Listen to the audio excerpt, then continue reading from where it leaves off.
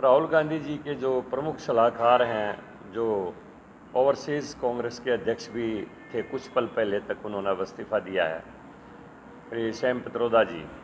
उनकी टिप्पणी जो हुई है, टिप्पणी तो वो करते रहते हैं देश विरोधी, लेकिन फिलहाल उन्होंने एक नस्लीय टिप्पणी की है, रंग भेद की टिप्पणी की है कि हमारे जो दक्षिण भारत के जो लोग हैं वो अफ्रीकन जैसे दिखाई देते हैं, हमारे पूर्वोत्तर के जो भारत के वासी हैं वो चाइना जैसे दिखाई देते हैं। यानी कांग्रेस के लोगों के दिमाग में ये क्या है, हमें समझ नहीं आता कि ये अखंड भारत है और भारत की सभ्यता सबसे प्राचीन सभ्यता संस्कृति है। हमारे यहाँ पर जिस समय वेद लिख दिए गए थे उस समय तक दुनिया के कितने भूभाग पर भाषा का भी आविष्कार नहीं हुआ था, और ऐसे प्राचीन भारत की सभ्यता संस्कृति को वो कहीं भी अफ्रीका से जोड़ते हैं, कभी यूरोपियन मूल से जोड़ते हैं, कभी चाइना से जोड़ते हैं। ये उनकी समझ को क्या हो गया है, ये पूरा देश आज देख रहा है।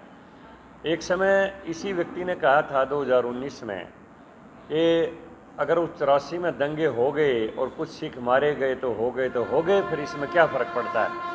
यानी अकेले दिल्ली के अंदर हमारे 5000 सिख भाइयों को गले के अंदर जलते हुए टायर डाल डाल के मार दिया गया, और इन्होंने इतना हल्केपन से उसको लेके कहा कि हो गए तो हो गए, इससे क्या फ़र्क पड़ता है।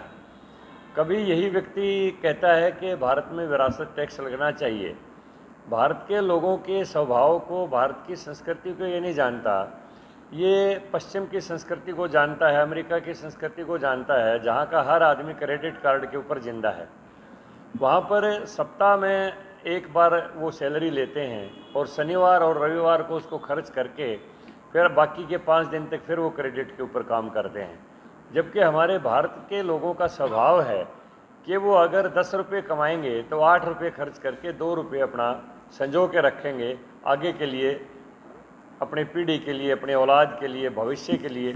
उनके एक स्वभाव में है संचय करना, और ये कहता है कि उस विरासत के ऊपर टैक्स लगाना चाहिए।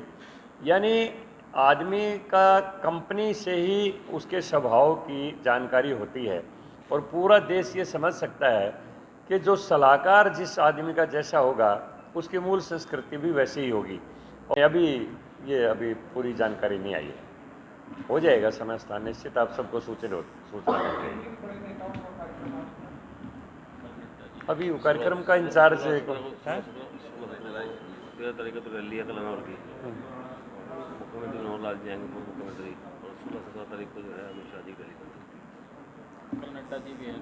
16-17 का प्रपोजल है। अच्छा सर, इस तरह से प्रधानमंत्री अडानी अंबानी का नाम लिया, तो राहुल गांधी ने कहा कि अब याद आने, क्योंकि राहुल गांधी पहले से आरोप लगाते थे कि अडानी और अंबानी बीजेपी सबको, इसको किस तरह से देखिए, बीजेपी का ये हमारे देश के उद्योगपति हैं, सिर्फ इतना ही संबंध है।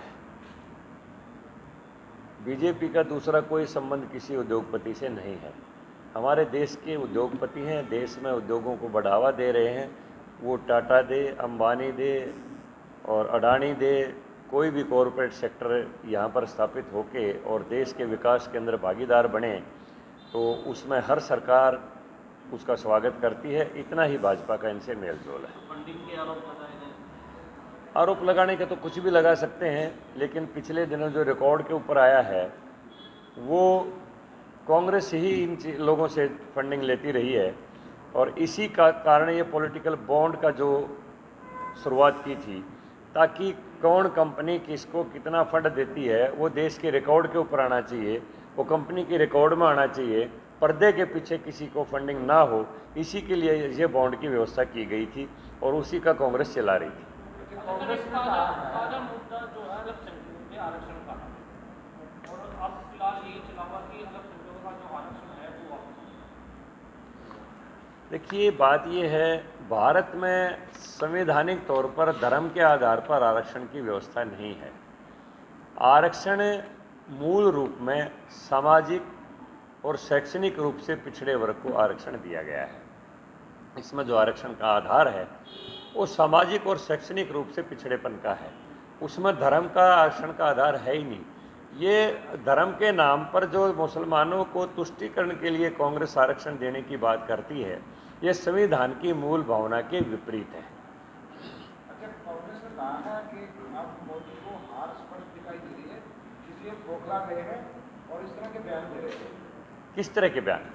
जिस तरह से राहुल गांधी के ऊपर कहा, नहीं, कांग्रेस के ऊपर कहा। देखिए, अगर कांग्रेस कोई देश विरोधी बात करेगी, जन विरोधी बात करेगी, राहुल गांधी अगर कोई गलत टिप्पणी करेंगे तो प्रधानमंत्री जी इसके ऊपर प्रतिक्रिया देंगे।